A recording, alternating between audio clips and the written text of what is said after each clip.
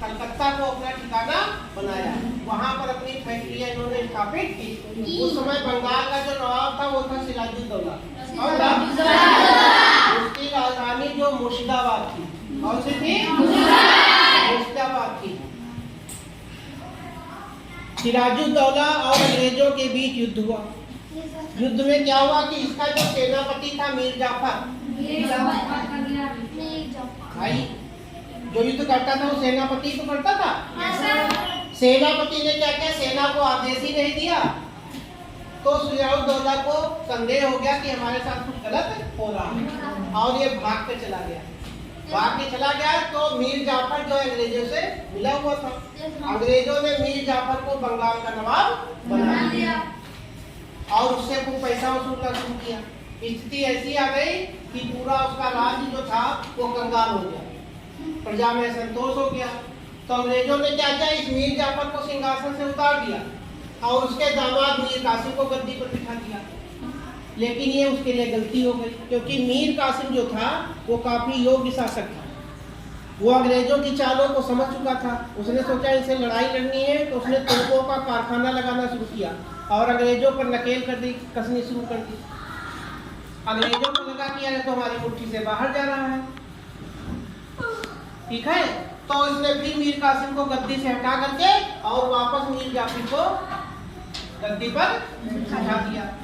मीर कासिम ने एक काम और किया था, जो बंगाल की राजधानी उस समय मुर्शिदाबाद थी, उसको हटा करके बिहार में मुंगेर के पास कर दी, ताकि अंग्रेजों के चंगुल से छुटकारा मिल जाए। लेकिन अंग्रेज भाग गए थे, इसलिए उसको हटा दिया और मीर जाफर को फिर से बंगाल का नवाब। मीर कासिम वहां से भाग गया और भाग करके वो अवध के नवाब शुजाउद्दौला के पास पहुंचा। अवध के नवाब शुजाउद्दौला उस समय दिल्ली में मुगल बादशाह था, शाह आलम दूती बोला जाता है वो, और मीर कासिम जो भाग गया था। इन तीनों ने क्या किया, अपनी सेनाओं के साथ अंग्रेजों से लोहा लिया। उसको बोलते थे बक्सर का युद्ध। कौन सा युद्ध? बक्सर का युद्ध। और पहला जो सिराजुद्दौला और सिराजुद्दौला अंग्रेजों के बीच हुआ था, उसको बोलते थे प्लासी का युद्ध। बक्सर के युद्ध में एक तरफ 3 सेनाएं थी और दूसरी तरफ अंग्रेज थे, लेकिन फिर भी अंग्रेज जीत गए।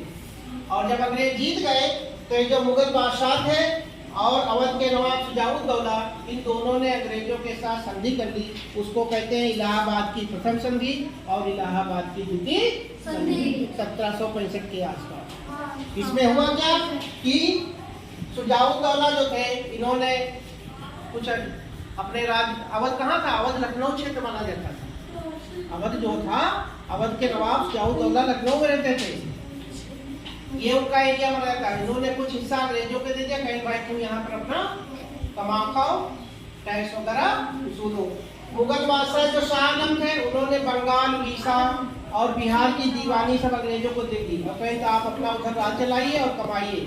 और अंग्रेजों ने 26 लाख रुपए पेंशन उस जमाने में इनको देना स्वीकार किया कि तुम बस तख्ते पर बैठे रहो राजा, मतलब आप राजा हैं, हम आपको पेंशन देंगे, लेकिन राजकाज हम नहीं करेंगे। और तब से जो है 2 युद्धों ने अंग्रेजों को भारत में मजबूत कर दिया। एक तो प्लासी का युद्ध, प्लासी के युद्ध से अंग्रेजों को बहुत सा धन प्राप्त हुआ, इनकी आर्थिक स्थिति बहुत मजबूत हुई। और बक्सर के युद्ध से ये राजनीतिक और रणनीतिक रूप से भारत में मजबूत हो गए और इनकी सत्ता बन गई। ठीक।